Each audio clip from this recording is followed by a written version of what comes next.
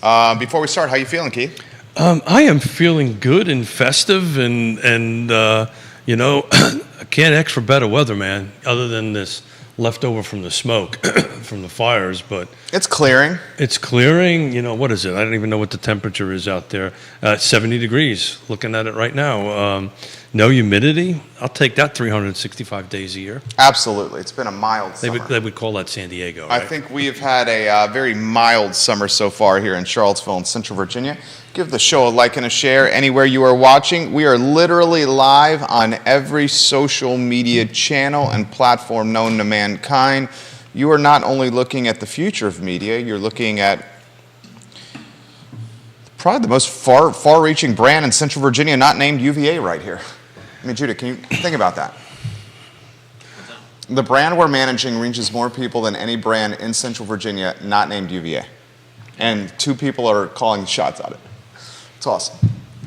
Well, it's funny. I was told you when I came in the depth and the reach of what we do. Our show on Wednesday, we were just talking very quickly about the USDA. I had 6 phone calls. I had 6 actually texts. That's great. And DMs on that saying, "Hey, I used the program. It was great." And 3 of them were out of Lake Monticello. One was a fireman out of Henrico. But I guess, the thing that blows my mind every time I get one of these, you taught me this years ago. By the way, today's show 500. Show number 500. Officially 500 today. 500 shows for Real Talk with Keith Smith. That's amazing. And, it's awesome because it's an awesome responsibility. But it's really cool. You never really know who watches or listens to this until they reach out to you. Yeah. So please reach out. Most people don't even reach out to you that listen and watch. They don't. So please do, because it just helps us be better at what we do. The rule of thumb in radio was for every caller, this was radio when I was working in radio in 2004, 2005, 6, and 7. For every caller to your talk show, it represented between 2,000 and 2,500 listeners. Really? Yeah, and that was the rule of thumb in radio. Because someone to listen to something, go out of their way, pick up their phone, and then wait on hold to talk to someone, that's a commitment. Sure. That's exactly what they're doing when offering comments in the comment section. They're listening to us. They're compelled to pick up their phone and leave a comment in the comment section. That's called effort.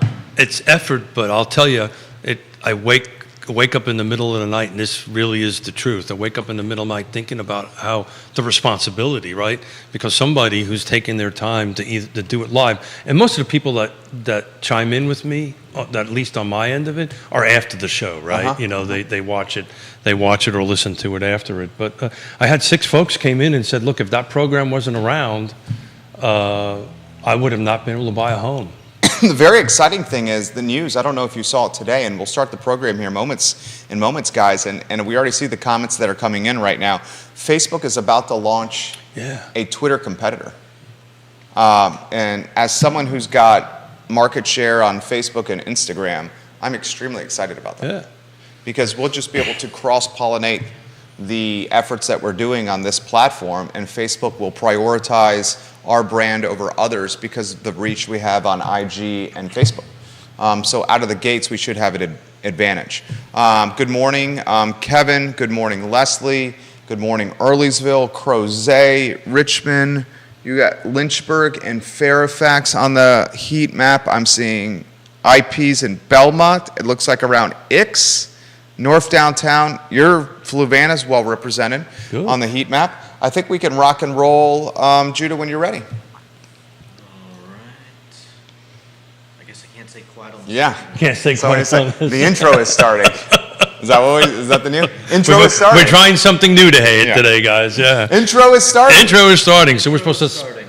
Yeah, I don't know. After 500 shows, of him telling me to shut up. I think he's about to start counting us in here in a matter of moments. Counting us in. Is that what he's doing? But we're going to do something new. We're going to talk over the intro from now going on. See how that. We completely eradicated our intro, didn't we, on the I Love CVille show? Did you really? Yeah, we just took it out. Ah. You know what? Now that I think about it, I did notice there was no intro.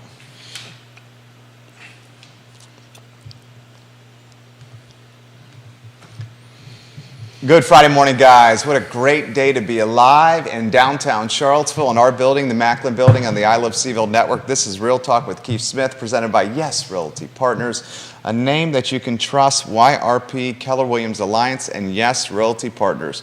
Today's program airs on 15 Facebook pages, 15 Twitter accounts, LinkedIn, YouTube, iTunes, Apple Podcasts, Instagram, TikTok, Snapchat, the Fountain app. What am I missing? I can't keep Periscope, up. my favorite, Periscope, my favorite. the newsletter, ilovecville.com, realtalkwithkeithsmith.com. I think I'm missing a few. And it's dynamic, so you can shape the discussion. Let us know where you want to go. That's what I love about the show. We have some macro data out. Interest rates appear to be inching over 7, and the inflationary environment we are in seems not to be subsidizing. And now a number of the financial institutions are maybe a little more concerned that a rate hike is on the near horizon. The thought was a pause for a period of time, but gas ain't dropping. And the cost of goods like groceries ain't dropping like we want them to. But the recession never really happened. That's the other thing. I mean, it kind of impacted certain, but I think the Feds really wanted an old-fashioned knockdown, drag-out recession, and everything I'm reading, that's just not happening. We've had, this is from an account that I follow closely on Twitter. We have had nearly 2 years of inflation at 5% plus. The average new car payment is now $800 a month. Yeah. The 30-year mortgage interest rate is at 7% plus. Credit card debt is at an American high of over $1 trillion. And he closes his tweet, Judah, by saying, have people just accepted inflation as the new normal? You know? I think we have. What can we do? We have no other choice, right? Is that right? We have no other choice. We got no other choice. It's not like you say, no, I'm not going to do this. We have no other choice. Well, and the difference, though, is it's not much, but salaries are increasing a little bit. Not much, but just a little bit, but pretty flat for that matter. But, jobs are not, normally when you have this kind of stuff going on, you have jobs just kind of get decimated, and that's not really happening. I think the job market is softening. I think it's a lot softer than what the data tells it out there. But I wanted to kick the show off on Wednesday. We had a listener. We were talking about a case study on 1005 Southwest Street in Charlottesville, and I did a little homework. I said that's what I was going to do, and one of the reasons I think it's still on the market, because I spent about 45 minutes on it, about 3/4 of the lot or the property is covered in a floodplain. So that's probably why it's still sitting on the market. And for the most part, from a development perspective, I think it's really can't be much more developed other than the existing home that's on there. But I promised everybody that's what I would do, and before somebody DMs me and says, where's the case study on that? Bottom line is 3/4 of it's in the floodplain. That's why it's on the market for 248 days. Bill Howard's listing on Hey, Bill. 5th Street in the urban ring, on the market for an extended period of time. I believe the asking price is $379,000. That's exactly. He's got in the marketing materials 7 units without a special use permit, up to 15 units with a special use permit. The DOM is long. The mayor just walked by the studio there. Johnny Ornalis, hello, welcome Hey, to Johnny. the program. Thank you kindly for joining us. Our buddy John Blair is watching on Hey, John. LinkedIn. You got the local nonprofit news outlet watching us Cool. on Facebook. Kevin's got a case study for you. He Sure. says, first, welcome back. Thank you. And Thank then you. he has concerns about the looming commercial real estate implosion and how that could affect other aspects of real estate, including potentially residential, through lending vehicles having bad commercial loans on their balance sheets. That is certainly a macro story that's out there. Your thoughts on that, Keith? Yeah, so thank you, Kevin, for throwing that in there. I think I may have, on some past show, said the 2 areas as far as real estate that I feel is getting a little soft. It's more national. It's not really happening too much here, but it's the commercial and the multifamily. I think there's overbuilding going on in multifamily units. These are multi-level apartment complexes. I think we're starting to overbuild on that a little bit.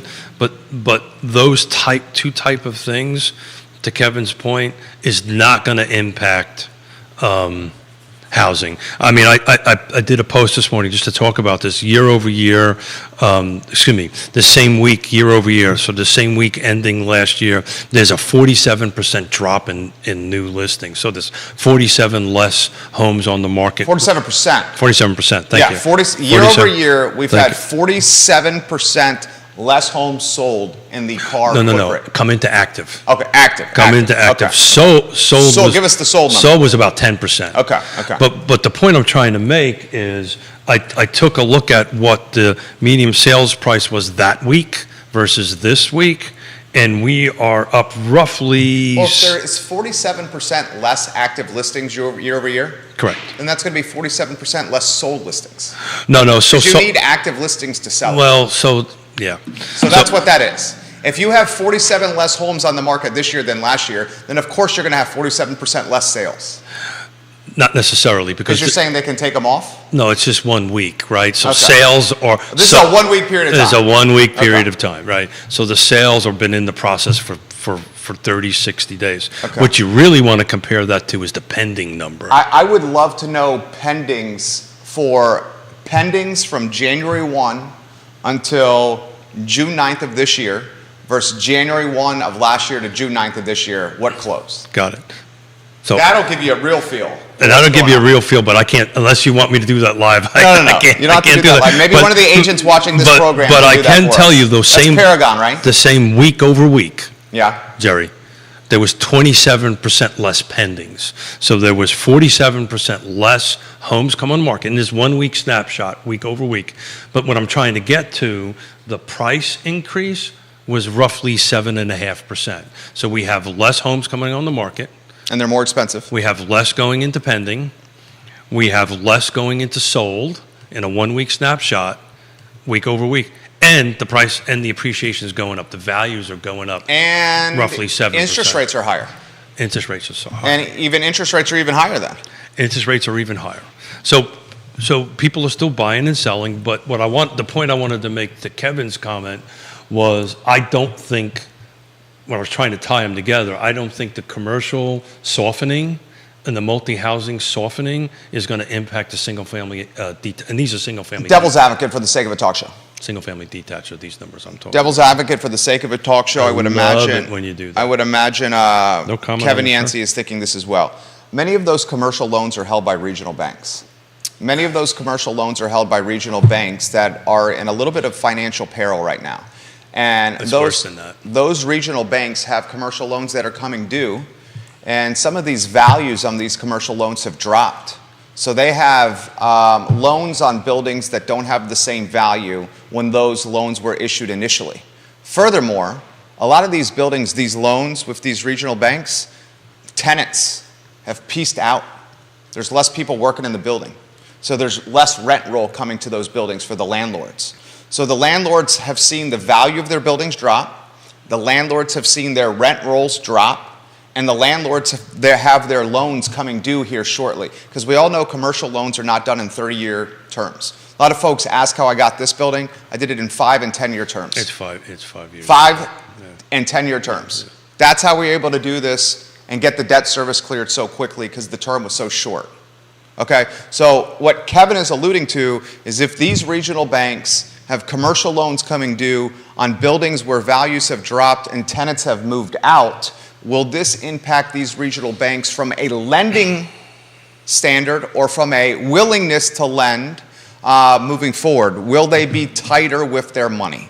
So it's Kevin, is that what you're asking? I bet you that's what you're So asking. it's interesting. I did a ton of reading. I was down there, and I was actually reading Barbara. That's what he's asking. Corcoran's, from the Shark Tank. Anyway. Barbara Corcoran. Corcoran, thank you, from the Shark Tank.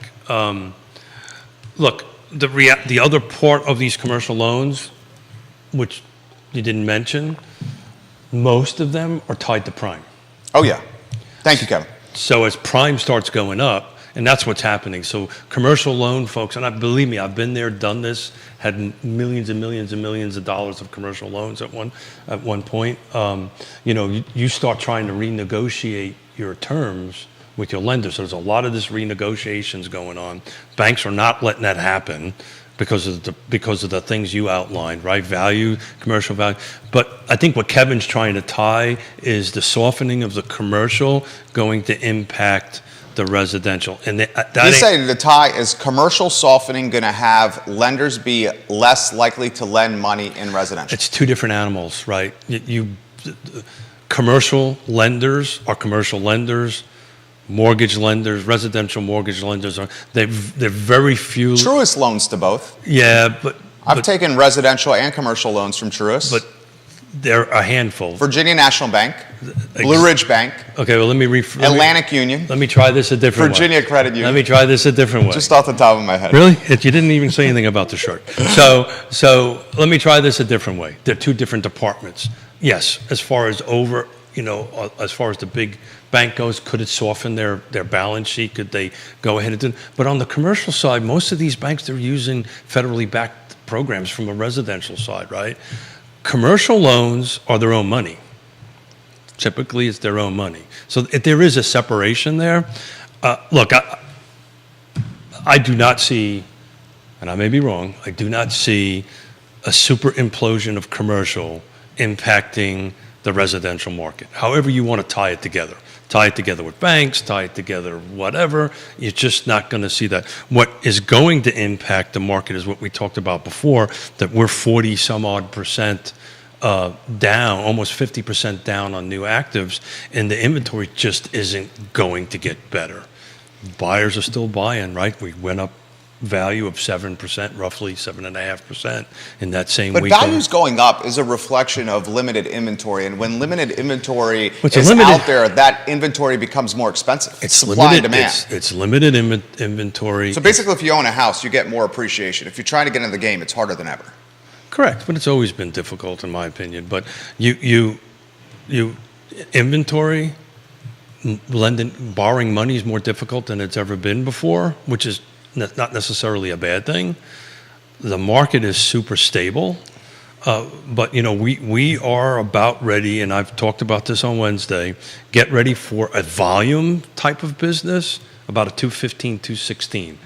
So we're going to be about a 30% drop. I think by the end of this calendar year, you're going to see about 30% less sales year over year. It's going to impact the agents, I can assure you that much. Lot of folks here jumping in the mix Yeah, here. sure. Many are asking, first let me highlight some of the folks watching. Chris Zitzman is watching on the I Love Seville Facebook page. Welcome to the show. Johnny Ornalis is watching on Keith Smith's Facebook page. Hello. Thank you. Maggie Gunnels, que pasa, chica? Hey, Maggie. She's watching on your Facebook page. Your daughter in Seattle says, cool shirt, Dad, with an exclamation point. There you go. She's watching in Seattle. There She you knew go. you needed to hear that compliment. Well, She there's- said that. Yeah. There's an inside joke. Yeah. About, she gave me the shirt. Oh, very nice. So she gives you the compliment from Seattle. She's about to move to Richmond. It's going to be nice to have you in the East Coast. Yep. And she's going to be sitting in one of these chairs on a regular basis. I'm very excited for that. Very excited for that as she pursues her real estate license. So I'm counting on Spotify, one comment on Spotify, one on Twitter, a text message to me, and then 3 DMs and one on Fountain. They About my want to shirt. know how much less inventory from June 1, from January 1 to June 1 has sold year over year. Try that question a different way. So if you could go January 1 to June 1, 2022, units closed, to January 1, June 1, 2023, units closed in the car footprint. That's what they're asking. I can go back He has it right there. to the I know. notes. He's very prepared. Keith No, Smith's always prepared. this is from Wednesday's show. I know. That's why I threw Look it at to you. you. That's Look why at you. I knew you had it. My damn chemistry isn't That's- quite there yet. It's got a I knew little- you had that It's information. got a little bit of sand still My left. job is to make you look like a genius. I knew you had that information. So how's that going for you? All right, it's going well. Yeah. It's going great. Not only are you sun-kissed, but you're very, very smart. Huh? Give us those numbers, Keith. You're so prepared. You have that data? I have oh that my God. data. Who knew? Who knew? Single-family detached car footprints, so that is Charlottesville, Albemarle, Nelson, Louisa, and Green. I drop new construction out. Those who watch the show, I do that for a very specific reason. So single-family detached, 2023, year-to-date, 892 units sold. We want to know for last year, right? Same time period? Yeah. 1,178. 1,178 in 2022. There it is. 2021 was the banner year. 2020, hold on, I'm writing these down. 2022, okay, what was 21? 1,346. 1,346 in 2021. That was the apex. And that's year to date in 2023. That is year to as of this morning. As of this morning or last Wednesday? No, I actually updated it this morning. Okay, so that's as of June 9th. Yep. Wow. That's good data right there. 2022, let's keep on going down. 2022 was 1,027. 2019 was 1,101. 2018 was 1,144. 17 was 960. 16 was 935. And 2015 was 795. So we're somewhere between volume of sales, somewhere between 2015 and 2016. Here's the thing that we talked about. The difference is we're at 7 days on market right now. 2015 we were 43. All right, so I want to make sure I have these stats right because these are fantastic statistics. And I'm going to make these very 7th grade simple terms. 3rd grade, please, for me. 3rd grade, no, you're the teacher. I'm the 3rd grader. You're the teacher. Stop it. Judah's the PhD. I'm the 3rd grader. You're the professor. He's Okay, I'm the 3rd grader. And he liked that. Okay, he's the PhD, Judah Wickower. You're the professor. He's learning from you. I'm the 3rd grader. And 2023 from January, you should listen to this, right? In 2023 from January 1 to June 9th, we've had 892 units sold, closed in the car footprint. In 2022, from January 1 to June 9th, we've had 1,178 units sold in the car footprint. In 2021, from January 1 to June 9th, we had 1,346 units sold in the car footprint. That means year over year, 2022 versus 2023, you've had a drop of, I'm going to bust out my calculator here, 1178 minus 892. You've had a drop of 286 units sold. This year versus 2 years ago, the peak of COVID, where it was insanity, where the better 7/8 Yoda Smith said even turkeys could fly in the wind. In 2021, the turkeys sold 1,346. Versus this year, that's a drop of 892. So the turkeys that entered the game in 2021 because they saw every Tom, Dick, and Harry getting rich You're talking about agents. Yeah, are now facing the real world. 2021 versus 2023, a drop of 454 units. And an increase in price of roughly $43,000. 2021. You hear that? 2021. That's bananas. We are 339. And oh, by the way, the DOMs between 23, 22, and 21 were all about the same, somewhere between 5 and 7 days on market. That's a phenomenal statistic right there. Yeah, so just to make it clear to everybody, this is only, see, the truck drivers thought it was a good statistic. Is that you, Kevin Yancey? Did you just drive by the studio? He probably Hey, did. Kev, where you going, bud? Come on in and come in for a cold beer. I bet you any amount of money that's Is that you, Kevin Yancey, over there? Where are you driving, buddy? So, yeah, single-family detached, no new construction, car footprint, right? So it's a snapshot. I do single-family detached because that's the largest volume of units, so it gives us a best chance of doing some numbers. But again, if we want to compare it to 2015, then you might want to jot this number down. Okay. So in 2015, just to put it in perspective, it was 795 units sold the same time period. 799? 795. 795. So this is compares, as he said, this is a 2015 market. 15, 16. Yeah. It's not quite 15. It's also not quite 16 because 16 was 935. So there was a pretty big jump between 15 and 16 in volume. But here's the difference. We go from 7 to 43 days. So remember we've been talking about, I keep a track on days on market. Right. So when those days we're not even even close to those type of days on market, right? So homes are moving quickly, they're appreciating. in value. The where matters. We talked about on Wednesday, Buckingham, maybe not so much, right? The where matters. So you need to dig into the micro locations because micro locations matter. But between 2015 and now, we went from 270 in value. So if you bought a home that met this criteria in 2015, 2015, the median was 270. now it's 442. Okay, that's another great statistic. In 2015, the median was 270,000. Correct. Now you're up to 442. 270K. All right, I'm writing these But down. just in 3 years, you grew $43,000 in 2023, the appreciation. median is 442. 442. Man. 270 in 15, 283 in 16, 290 in 17. You hear that, Jay? It just keeps on growing. From 2015 to Yeah. 2023, the median values have appreciated from $270,000 to $442,000. That is an astronomical level of appreciation. And my little notebook hasn't done. Now the question would ask if I buy in 2000 and let me see how many years we got. 1, 2, 3, 4, 5. We're 6, talking 40% 7, appreciation. 8 in 9 years. So in 9 years from now, if I buy for 442, am I going to get 40% in appreciation? Oh, actually, my math is off. Let's go 270,000 times 0.6 plus 270. Ladies and gentlemen, we're talking 60% Yeah. plus appreciation. Yeah, that's exactly right. Yeah. But it's more important than what percentages is one thing. It's the math difference. So not only do you have if you would have bought a home for $270,000 in 2015, right? You have what's the math difference between 270 and 440? 64% appreciation from 2015 to 2023. That is But astronomical. What's the cash difference?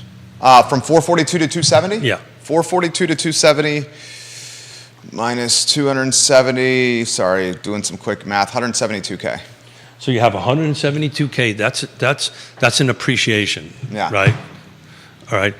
But then you're going to have equity because you've been paying for 9 years. And if you listen to the show and you listen to Maggie Gunnels, You overpay. and you listen to all the realtors and the trusted professionals that are on Keith Smith, I can do this, Real Talk with Keith Smith partner thing, you're paying an extra into it. So you've got the potential of walking away with, over a couple $100,000 of cash at the closing, which then you can use to move up the housing ladder. But look, at the end of the day, we talk about this. We had this whole conversation on Wednesday about rentals, right?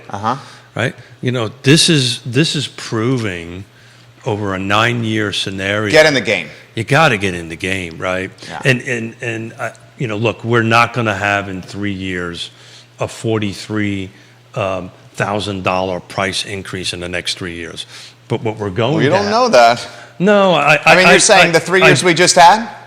No, I don't. I will be safe to say, I'm not going to bet my mustache. Well, Keith, let me play devil's advocate with you. Yeah, but you got. And your daughter's saying you're doing a hell of a job.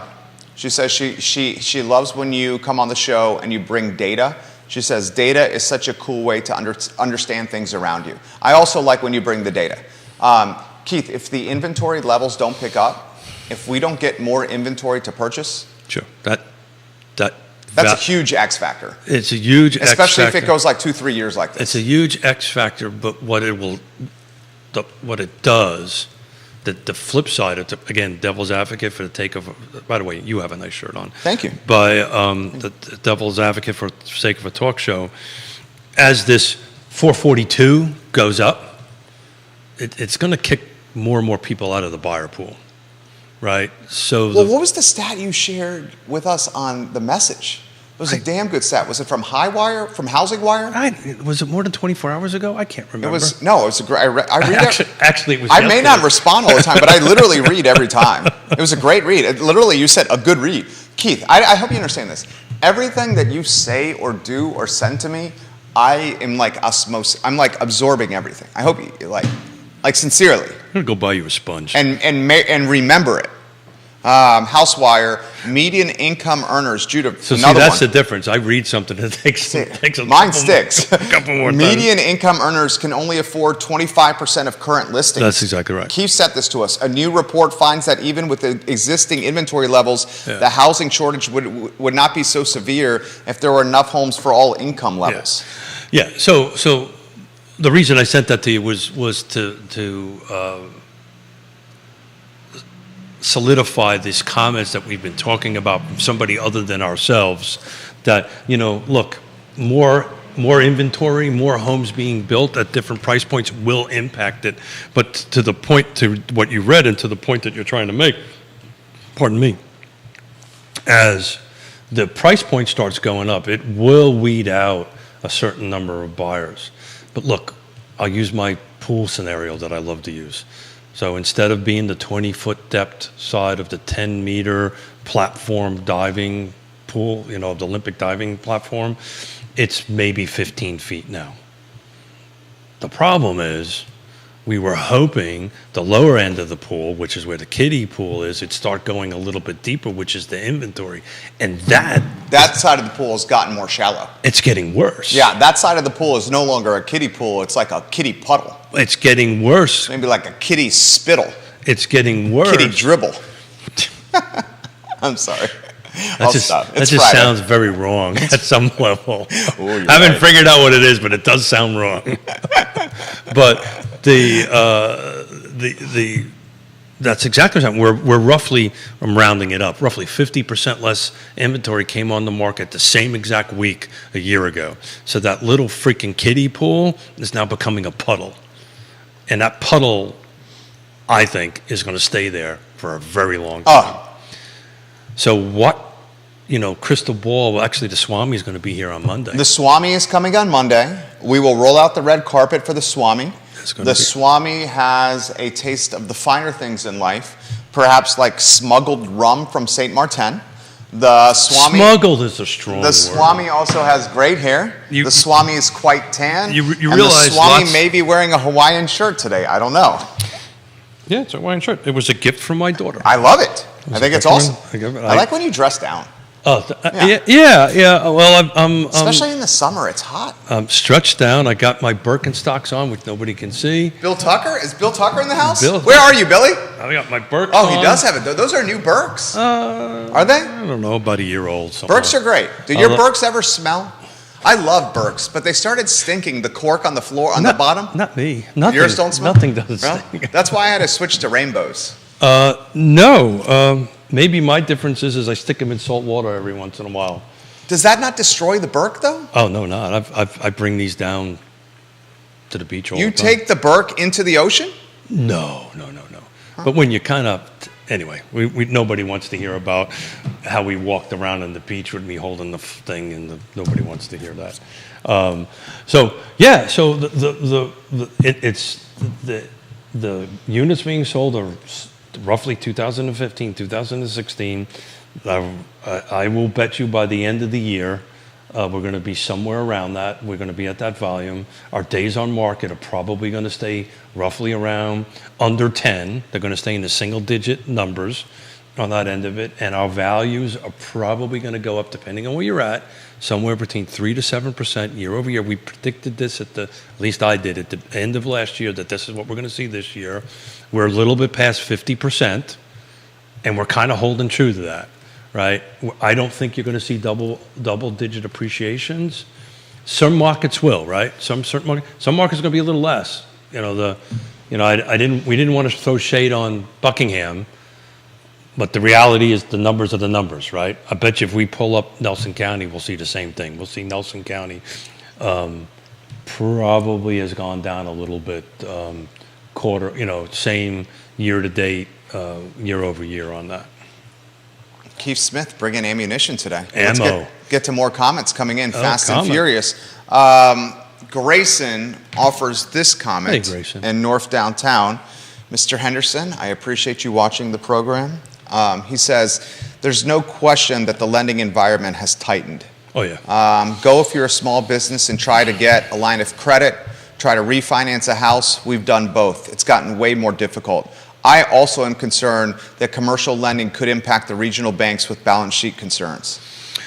Yeah. Grayson works in finance. Yeah, so Grayson, if whatever local bank, we won't leave names on it, their balance sheet is heavy towards one side, it's going to impact them. It'll impact them just like it impacted them in the time of great unpleasantness, where their balance sheets or their, they had everything was on the residential side.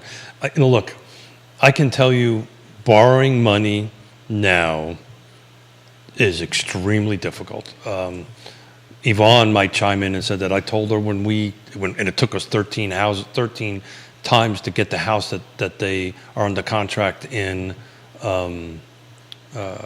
Richmond. And I told her this. I said, the hardest part is yet to come. And we've been working hard every day to get that across the finish line, because the lending environment is so strict. It just takes time, a lot more effort and time, which I love, because that means you got to bring skills to the table in order to get it to the finish line. I will just say that I said this earlier, even though I think we're looking at a 215, 216 market as far as real estate agents go and as far as how we do business, I can't tell you I am more excited now about real estate than I've ever been. Of course, you got 37 years of experience, you're talented, you can negotiate, you got a Hawaiian shirt, you're sun-kissed, you're a good-looking guy, you got the better 7/8. You've seen a lot of different scenarios in this market. You know what? But you have said on the show you've never seen a market like this before. Well, we said that on Wednesday, right? Yeah. I mean, and that took me aback a little bit. Correct, because You've been doing this a long time. Well, I've been 38 years? I've been doing it a long time, but I've never really, since 87, whatever that is, 35 years maybe? Something like that. 36 years? Yeah. But you ask me that question all the time, and I never really kind of processed it until Wednesday, until I looked at these numbers, because, we're at 2015, but the difference is in 2015, we had 43 days on market. So that means inventory obviously was sitting way longer than what it's sitting now. We were at 7. So I am now thinking that, when you start getting to the 40 days on market level, which is this 2015, that's when you're going to start seeing this switch from a buyer's market to a seller's market, from a seller's market to a buyer's market. Got that backwards. On that end of it, it's dyslexia. It happens. You're doing well. On that end of it. So, but we're like nowhere near.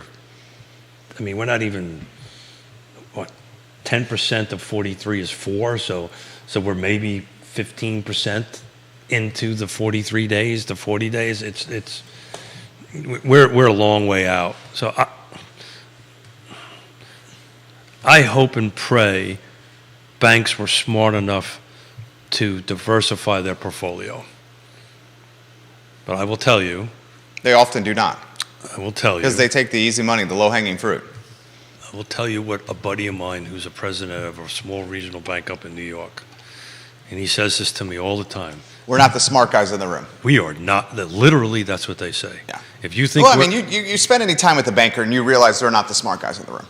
The banker is so focused on like the number, the black and white and the number, that they don't see the big picture. No, yeah. The second part of it is right. And I also get, and I'm not throwing shade. You find me an attorney that has a business mind, that can see the big picture, that understands small business and entrepreneurship. I'll pay that attorney $3.95 an hour. Find me one. All day long. Yeah. Bill Tucker would be one. Bill Tucker's one. Yeah. Bill Tucker That's why he's a partner of the show. We love Bill Tucker. Bill Tucker. He's undoubtedly one. Bill Tucker's one of them. He's Yeah. he's also about making a deal happen, not making a deal blow up. Right. Yeah. And that's what you're speaking of. Yeah, that's what I'm saying. But I will tell you what my Because so many of them are so concerned with the minutia, it kiboshes the deal because it causes frustration, anguish, mucks it up. A good attorney Does not muck it up. I do a ton of LOIs with big projects and stuff like that, and an LOI, a letter of intent, is really just a 1-2 page outline of what the business deal is going to look like. A good attorney will take that LOI and turn it into a contract, and it should match, and it shouldn't be an issue. Sometimes that doesn't happen. Sometimes it becomes more difficult and causes conflict between the two parties that are trying to come to some Some lawyers are really, really good at it. Some are not. Bill happens to be one of them. Bill Tucker's the man? Absolutely. But back to my buddy, right? Because I asked him the question, I said, why is that? He says, Keith, you got to understand, we're taught and we're trained to look in the rearview mirror. We're always looking in the rearview mirror, always looking at what happened last. So, look, if you want me to give me a business loan, what do you want me to give you? The last 2 years of your tax return. You don't ask me for what my projection. I mean, they do that, but they discount them. They don't really take a look at it. They very rarely look at the front of the hood and what's coming down, what's coming around. That's what makes you and I really good, because we're very capable of looking what's coming down the road. I knew I was going to lose $17 million because I saw it coming down the road. I just couldn't do anything about it. I was there. I tell this story all the time. When I have bankers walked in my office and say, hey, I heard you're doing a new project or thinking about a new project, I'll give you $10 million and pay you to borrow the money, I knew I was in a world of you-know-what. And guess what? I ended up in a world of you-know-what. You learned a lot, though. Best thing ever happened to me, to be honest with you. Wouldn't be sitting here talking to you. You learned a lot. You learned a lot. You rebounded, and now doing quite well. Let me throw this question to you here. Jonathan's asking They this want to know question. where they got the shirt, right? What's that? They want to know where I got the shirt. Right? No. He basically saying, so deals to be had. Does the word deal exist in this market anymore? Yes, absolutely, yeah. But you have to define what a deal is, though, right? So deals mean different things to different people. So if you're looking at a deal where if it's listed for $100,000 and you want to buy it for $90,000, probably not out there. But there's a lot more to a deal than money, right? And that's where the skill comes in, right? There's other conditions, other terms. I mean, timing, on a commercial environment, how much free time do I get to upfit it, right? So these things are all connected to numbers and dollars. But I can tell you, here we go, you ready for this? Yeah. This is going to be a sizzle reel. If it's in the right location, the right price, the right features, the right condition, and the timing is right, and who's on the other side is the right person, on the selling side, it's going to go. There's not a lot of negotiations room in it if it hits that. But if you might be in the right location, it might be overpriced because it doesn't have the right features, doesn't have the right condition. Back to the USDA loan, one of the great things about the USDA loan is it allows you to renovate. You can do some work to a home, which not a lot of loan products do. So in any event, if you're talking the Lake Monticello USDA loan that we're concerned is going away. I'll bet you another bottle of what I bring from the Caribbean that it goes away. Well, after reading what Carly described for the requirements of the USDA loan, it sounded like Lake Monticello rode that wave longer than it probably should have. I think because that ain't a rural environment, Lake Monticello, and that's what the USDA loan's geared for. Well, it goes by number of units, and you're well over that. Well, it goes by number of people. So it's roughly 10,000. So if a community is over 10,000, that's when you're on the bubble. That's the reason it's on the list. I mean, you got 4,300 homes. Times 2. Yeah, you average 2.25 people, 2.5 per home. I mean, people have kids. I can do that. That's 16. People have kids. I know it's over 10. 4,300, what do you think? It's what do you think the average people per household is? If you go ahead and Google it, they'll tell you it's like 2.2 something. Is that? Yeah, that's what I thought it was. Memory serves. I think it was like 2 and a quarter. Let's use 2 and a quarter. So 4,300 is 4,300 a good number? Sure. Times 2.25? You're looking at basically 10,000 people. 96.75. And we both know, I hope it stays because it's an opportunity for people, but I wouldn't say Lake Monticello is rural. Great product though, man. But whoever designed and developed the acres, that person was a genius. Whoever designed and developed and built the acres in Lake Monticello, that is the quintessential design and develop guy. Did my fee just go up? Is that what just I just happened? love you, buddy. That's what just happened. You're my boy, Blue. Yeah. So I was going to try to quickly Google it, but what was your number that it came out with? Well, it was 9675. So I did 2.25 Yeah. times 4300. So we're- basically a 10G. Well, we're right on the bubble, and Yeah. I think that's the issue. It's right on the bubble. It depends on how they actually do it, and they use the U.S. Census data and yada yada yada. So it might just skate just underneath it. We might get away with it. Then on the other hand, we don't know the rest of the criteria. But look, like I said, between Wednesday and today, I got 6 reach outs. 3 of them are from the lake, and 3 of them, they were cops, teachers. I had one that was a carpenter, so they were tradespeople that took advantage of this program. That the carpenter took advantage of the program so that they could go ahead and finish their homes. They got a little bit of capital to go ahead and do it. So it's just a great program. Look, housing affordability is just. We're going to be talking about this until I retire. Your daughter says, in my opinion, we just got a deal on our house. I concur. You undoubtedly got a deal on your house. And I'll tell you, one of the most strategic endeavors I've ever seen in real estate is the counsel you got from your agent with the delaying of the appraisal of the crib that you purchased. By delaying that appraisal, the value of your house jumped considerably, which certainly helped in your financing and loan environment. Well, talk about deal, right? So there's more of a deal, right? So I knew, because I did my homework and I did my research. You were a maestro with that deal. Huh? I was arguably, because I had intimate Hold on. knowledge. Maestro. Maestro.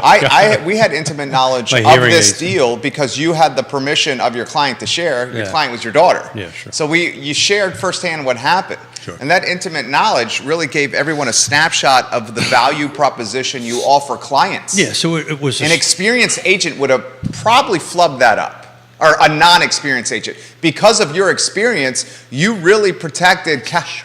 Because of your experience, you preserved cash out of pocket for your clients. substantial. That's what I'm saying. A lot of folks would have screwed that up, though. Well, not only that, without giving specific numbers and details, they're going to close on that home.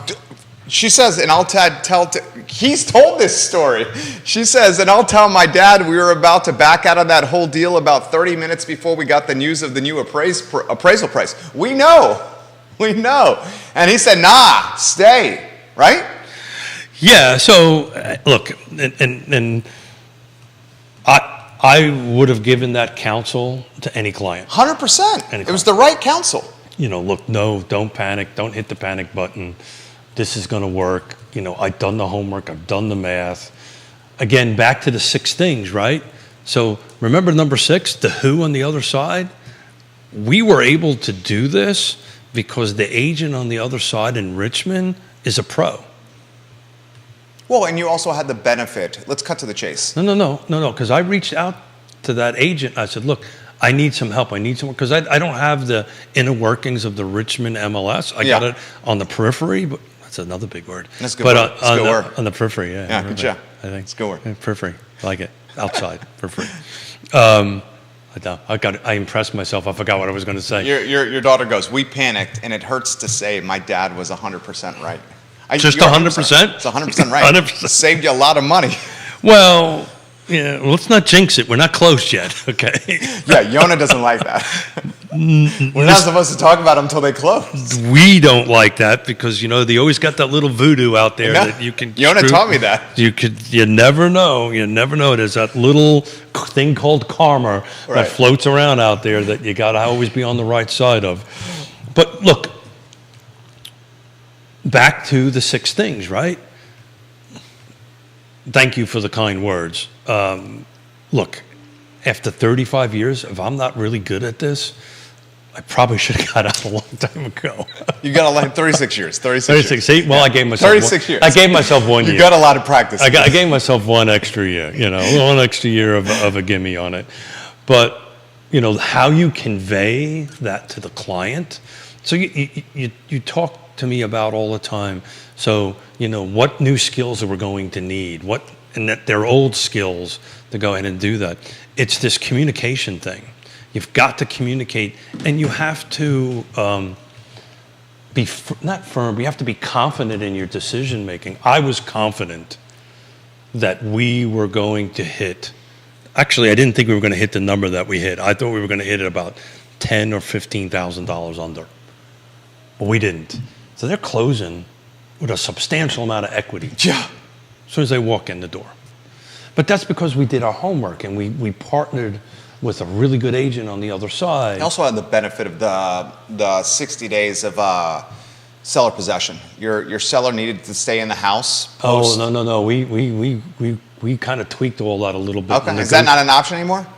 We didn't need to. We just tweaked out the closing date. Okay. You just pushed it out. We just pushed the closing. Yeah, because you knew they needed to stay, so you had no eagerness to close quickly. And they're in Seattle. They didn't need to come right away. They got a crib that they can live in. The folks that you're buying the house from needed to stay longer, so this worked out beautifully. This is legitimately all the stars aligning. No, it's making all the stars align. It's forcing the stars. It's taking these 6 things that we talk about all the time and putting them all into the right funnel to spit out to get over here. I'll leave her name out. I had an interesting with 2 very seasoned real estate agents that actually been in the business a little longer than us on that end of it. Really? Yeah. That's possible.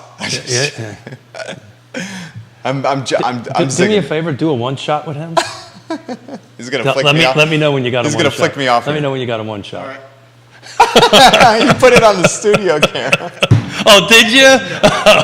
Oh man. Oh, Judah. I love this Judah. guy. I love this guy so Judah. much. Did you tweet? Did you? Love this did guy you do the so studio much. cam? No, he didn't do that. Judah's a good guy. I just got the 1 finger salute. You're going to get 2 of them here in a minute.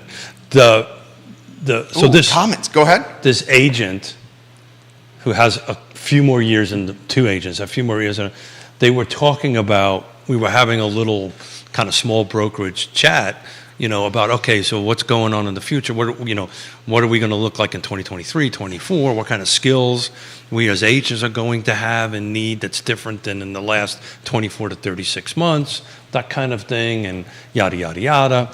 And it all leveled down to the ability to communicate an extremely complicated process to a client and keep their faith and trust through the end. And for them not to watch that gosh darn thing on the wall and not to panic. And he's talking about the CNBC that's constantly on the... Well, what crazy enough that comes on. The really thing you really need to do is just watch Real Talk with Keith Smith, and then you'll be in good shape. No, but we were very fortunate. We had a bunch of great people, bunch of great lenders going on there. We had them running 2 parallel loans. I convinced them to do that, so because we weren't sure which was going to come out, so that they would end up ending in a good spot, and we did. Now, if this damn thing doesn't close, Jerry. Hey, don't put it on me. She's gonna come down and beat my ass. Don't put it on me. No, I'm not putting it on. Don't put it on me. Comments coming in fast and furious. Bill McChesney, hello, welcome to the program. This question's come in from Spencer. Walk us through how he got the appraisal to jump so much.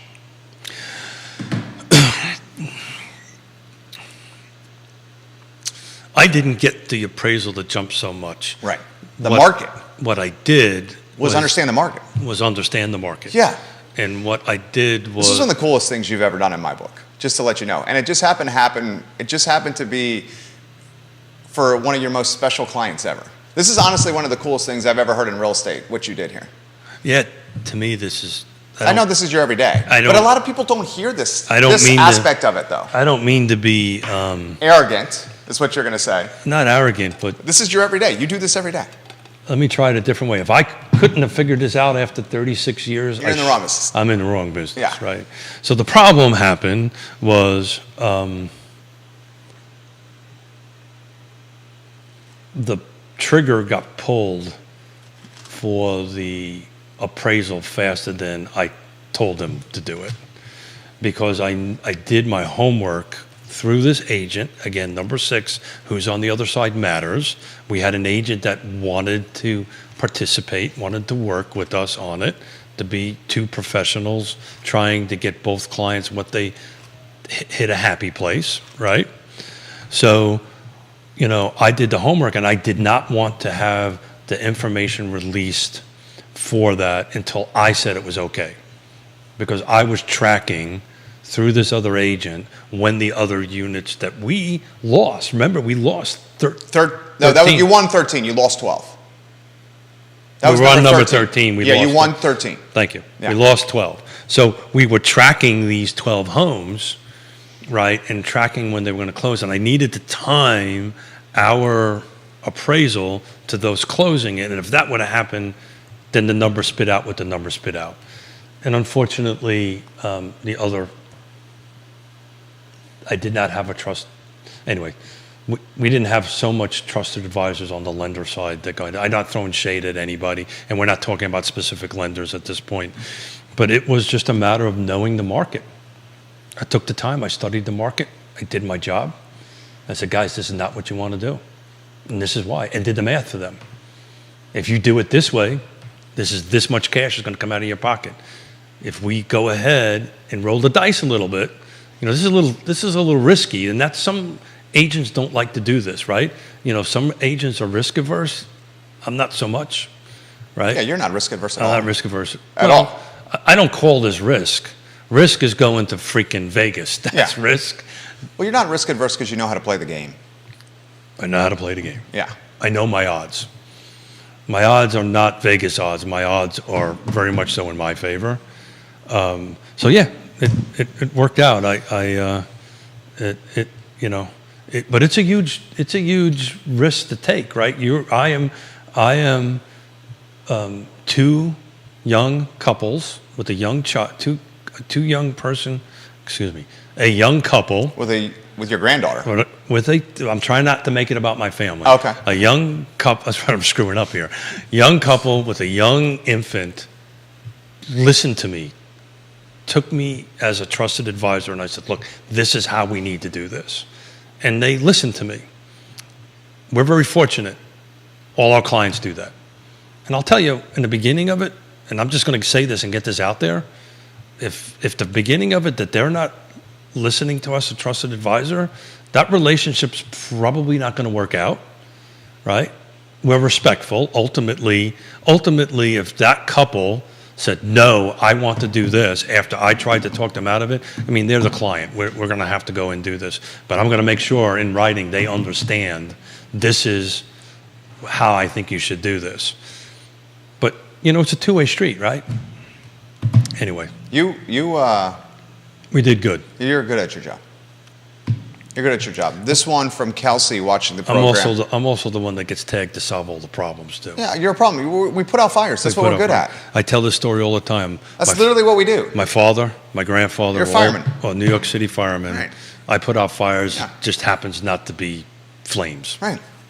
Put out the fires. It takes a mindset to put out the The fire. third- Because a mindset that doesn't panic. The third. That's exactly A right. mindset that is able to realize that everyone around them is like, oh my God, what do we do? What do we do? Then you have to be the one that's the stabling force. You know what I see when people start doing that? Opportunity. That's exactly Me right. too. Absolutely. Yeah, I see opportunity as I well. see Because people opportunity. are scared. And And when they're I'm not- scared, they don't think clearly. I'm not talking about opportunity to take advantage No. of situation. I see it as an opportunity to say, okay, we can do this. 1,000%. This is how we can do this. Yeah.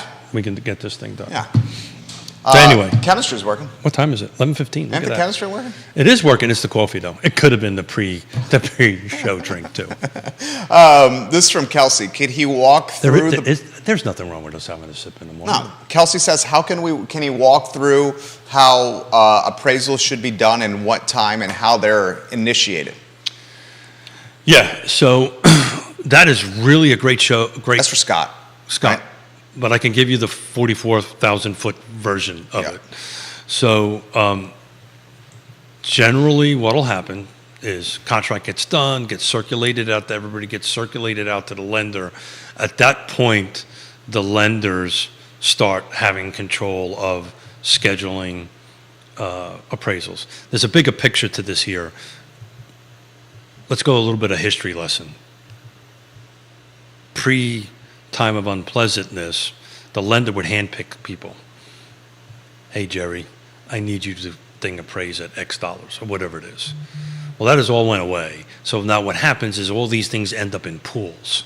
So the appraiser goes out to the lender sends out to a pool, somebody picks it up, they schedule it, and they go ahead and do it.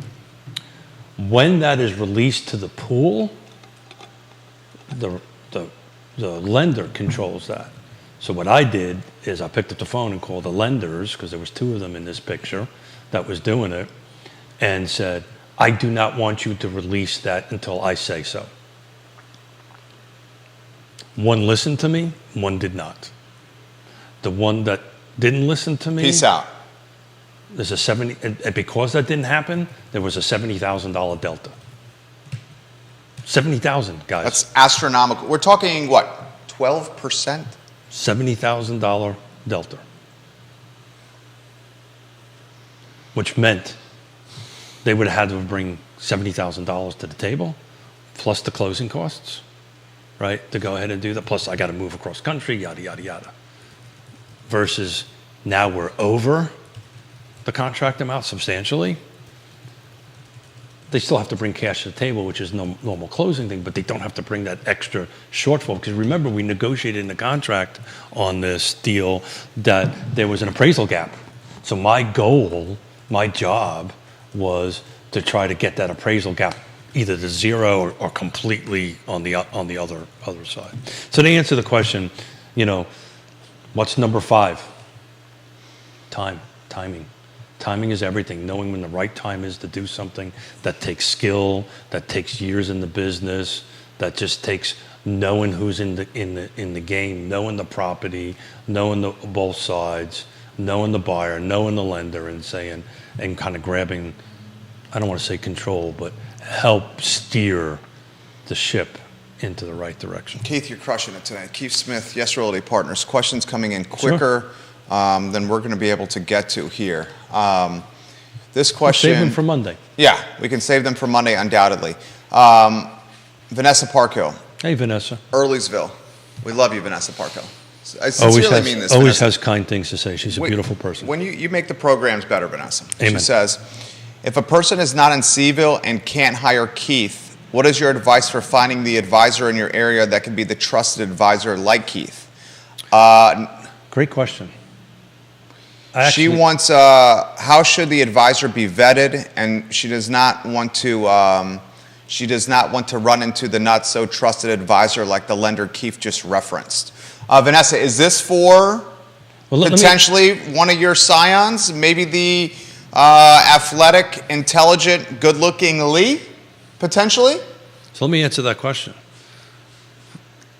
A large percentage of our business is referrals. Is exactly this. Yeah. So what will happen is Vanessa will call me. We'll talk about it. We belong to 3 referral networks that are in the country. We'll figure out where you're going. I just did one in Malaysia, of all places. So what happens here is I get a phone call, we communicate, we find out exactly what the client wants to do, how they want to do it, so forth and so on. And I'll tell a story about that, how on the beach I actually helped somebody in Tucson. Then what happens is I reach out to these networks and I phone interview each one of these referrals. So in order to be in these referral networks, you got to have a certain amount of years in the business. You're completely vetted. You have to really know your business. But what I do is I vet them, and then we stay in contact through the project. So basically, I'm the middle person. I basically subcontract it out. I'm the middle person. But literally, there's a friend of ours that owns a restaurant in St. Martin who is moving to Tucson on the freaking beach.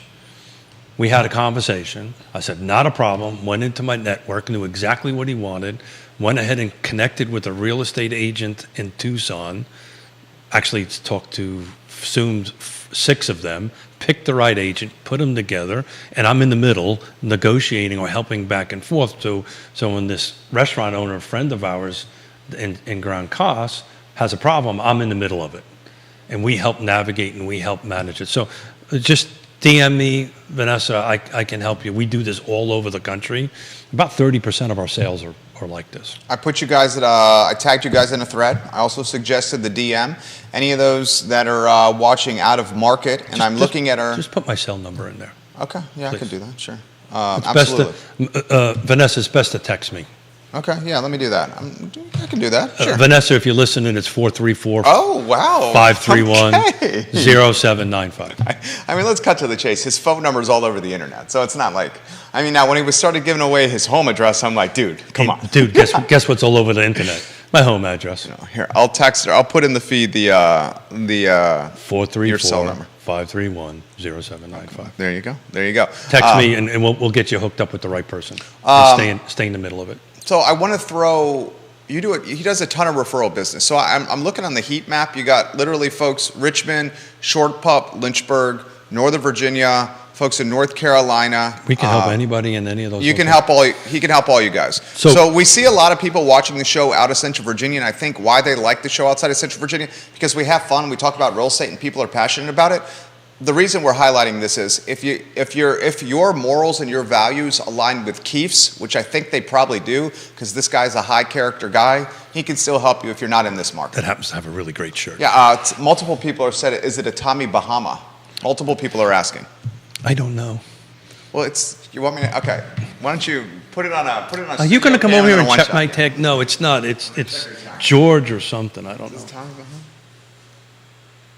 Oh, this is George. Yeah, it's George. Yeah. Don't You're doing a be, good job. don't be. Go sit in your chair. Go sit in your chair. Weirdo. You're a weirdo. It's a George. You're a weirdo. I don't know. I just put it on. I ironed like it and I put it on. Your daughter gave it to you. Yeah. You're getting some props. You want me to read too? Yeah. I like when Does you do it- everything else. Does it got pictures? I'm good. He's so good at his job. He's hilarious too. Does it got pictures on it? So to talk about that, even on the sales side, I mean, and not to be the same sales pitch thing here, but we helped somebody in Connecticut. I think I sent you that. You did? That thing. We helped somebody in Connecticut watch the show, was having trouble selling their house, felt like they had the wrong representation, and we spoke. And I reached out to my network, found the right person. You know, the bottom line is they had an agent that overvalued the home substantially. They thought it was overvalued, but they didn't fight it. And frankly, they never bothered asking to prove the numbers. Connected them with an agent, priced it right, because price matters, and they put it on the contract in a day. And we get a little referral fee out of it. So I can buy a George, Tommy Bahama. a George shirt. Carly, I love when you watch the show, Carly. Carly Wagner has really been making the product better lately. You ready for this one? This one's a legit one. Oh, So legit. Hold on. Okay. I need a fresh piece of paper. You're going to focus on this one. Okay. Focus Smith, is that what you're saying? I'm just saying, when Focus Carly's asking, Carly's in the game. Okay, KWA. I got a clean piece of When she's paper. Let's asking go. Come on, questions, you come got on, to come on, focus. come on. People, Do different loan originators use different pools of appraisers? I find that some appraisers are more conservative while some are far more generous. I thought that was because different underwriters were more risk adverse and thus stuck with the more conservative appraiser pools. Yeah. Also, I find the reason for the appraiser often dictates how conservative or generous the appraisal is. For example, appraisers seem more conservative for HELOCs, but generally align well with new purchases. I don't know if this is truth, but I've witnessed it in practice. Maybe a question for Scott. Please ask Keefe. Yeah, so that's definitely a question for Scott, but I can tell you certain lenders, because, well, I think it's kind of flushed itself out, but back right after the time of Great Unpleasantness, if you took a lot of money from the government, you were in a different pool, right, of an appraisers. But there is a basic one pool for residential appraisals, and they go out. The banks, the lenders, this is all blind to them. They are not allowed to communicate in any way, shape, or form with the appraiser other than order it and receive it. You know the only group of people that actually can talk to the appraisers, you know who they are? Tell us. Real estate agents. So what we do, and we did this with the house, we partnered with the agent down in Richmond, but we do this for any home that we're selling, Yona's out doing it right now. We go ahead. We got an appraiser coming Love you, in. Yona. We have an appraiser coming in. It's either, I think it's today, this afternoon. We leave this book of all improvements. We leave comps. We leave all kinds of information on the thing with a nice little cookie. Hey, thank you for what you're doing, right? Thank you for being out. Here's some information. If you have any questions, please call us, right? Appraisers love that. Some don't, but most of them love that because the market is moving so fast and changing so much. You know, current data is always good for them. Here's the contracts that are closing, yada, yada, yada. They have access to all that data, but if you just go the extra step and do it. Back to the question, I'll tell a story. My other daughter, we helped buy a house in Connecticut. You remember the story with the $100,000 delta. Harry, if you're watching, jump in here. Well, what happened with daughter number 2 in Richmond was the same thing. The appraiser number 1 that came in was not from the area. Yeah, this is crazy. And that's the problem with the pool scenario. You'd never know who you get in it, right? And you can contest it, you can go through all this stuff, but the bottom line is once it's done, it's done. It's really hard, unless there is a blatant error, wrong address, wrong property, you know, something really blatant. An appraisal is just an opinion. And what are they like? What they're kind of like what everybody. We got a lot of opinions around. It's kind of like everybody's got one and they all stink kind of thing. So, you know, it's kind of like that. But it was really hard for the second one not to do this because we provided all the data for this person. The first one also did it in 3 days, which is freaking insane. How do you do this shit in 3 days? The other one took 2 weeks. So something isn't right. I'll tell you, my son-in-law. The out-of-town guy did it in 3 days. Yeah. That sounds like a BS desktop appraisal. No, he was there because it was live pictures. Okay. Yeah, it's like anything. There's very few of you, right? So that's a hard comparison to do.